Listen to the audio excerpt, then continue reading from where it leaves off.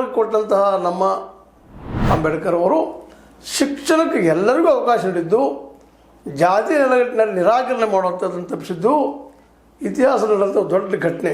ಆದರೆ ದುರಂತ ಏನಪ್ಪ ಅಂತಂದ್ರೆ ಇವತ್ತು ಎಲ್ಲರಿಗೂ ಶಿಕ್ಷಣ ಸಿಗಬೇಕು ಅಂತೇಳಿ ಮಾಡಿದಂಥ ಪ್ರಯತ್ನ ಇವತ್ತು ಹಣ ಉಳ್ಳವರಿಂದಾಗಿ, ಆರ್ಥಿಕವಾಗಿ ಭದ್ರ ಉಳ್ಳವರಿಂದಾಗಿ ಎಲ್ಲರಿಗೂ ಸಮಾನವಾದ ಶಿಕ್ಷಣ ಸಿಗ್ತಾ ಇಲ್ಲ ಅನ್ನೋದು, ಆ ಸಮಾನದ ಶಿಕ್ಷಣ ಸಿಗಲಾರದಾಗ ಇನ್ನೂ ಇವತ್ತು ನಮ್ಮ ಆರ್ಥಿಕ ಸಮಾನತೆ ಬರ್ತಾ ಇಲ್ಲ ಅನ್ನೋದು ಎಲ್ಲ ಒಂದಕ್ಕೊಂದು ಲಿಂಕ್ ಇದ್ದಾವಂತ. ಗಾಂಧೀಜಿ ಬಯಸಿದ ಗ್ರಾಮ ರಾಜ್ಯ, ಅಂಬೇಡ್ಕರ್ ಬಯಸಿದಂತಹ ಈ ಸಮಾನತೆಯ ರಾಜ್ಯ, ಇವೆರಡರಲ್ಲೂ ಎರಡು ಅದ್ಭುತವಾದ ಅಸ್ತ್ರಗಳಿದ್ದು. ಒಂದು ರಾಜಕೀಯ ಸಮಾನತೆ, ಒಬ್ಬರು ಒಂದೇ ಓಟು ಅನ್ನುವಂಥದ್ದು. ಆದರೆ ಅಂಬೇಡ್ಕರ್ ಬಯಸಿದಂಥ ಆರ್ಥಿಕ ಸಮಾನತೆ ತರಲಿಕ್ಕೆ ಆಗಲಿಲ್ಲ ಅನ್ನೋದು ಅವ್ರಿಗೂ ಸ್ವತಃ ನೋವಿತ್ತು.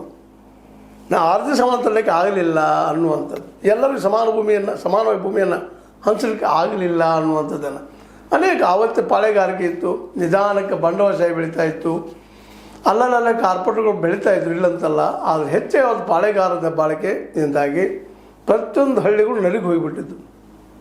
ಅಂಥ ಸಂದರ್ಭದಲ್ಲಿ ಹುಟ್ಟಿ ಬೆಳೆದಂಥ ಅಂಬೇಡ್ಕರ್ ಅವರು ತಮ್ಮ ಒಂದು ಸಮಯದ ಮಿತಿಯನ್ನು ಮೀರಿ ಬೆಳೆದ, ಅವ್ರಿಗೆ ನೋವು ಇವತ್ತಿಗೂ ಇತ್ತು. ಒಂದು ಶಿಕ್ಷಣವನ್ನು ಎಲ್ಲರಿಗೂ ಕೊಡಬೇಕು ಅಂತ ಬಯಸಿದರು. ಆದರೆ ಶಿಕ್ಷಣವನ್ನು ಇವತ್ತಿನ ಈ ಮೇಲ್ವರ್ಗೀಯ ಜನ ದುಡ್ಡಿನಿಂದ ಶಿಕ್ಷಣವನ್ನು ಸಹಿತ ಇವತ್ತು ಕೆಲವು ಜನಕ್ಕೆ ಸಿಗುವಂಥದ್ದು, ಅದರಲ್ಲೂ ಉನ್ನತ ಶಿಕ್ಷಣ ಪಡೆಯೋದಕ್ಕೆ ಇನ್ನೊಬ್ಬರಿಗೆ ಅವಕಾಶ ಸಿಗಲಾರಂಥ ವ್ಯವಸ್ಥೆ ಮಾಡಿದ್ದು ಅತ್ಯಂತ ನೋವಿನ ವಿಷಯ.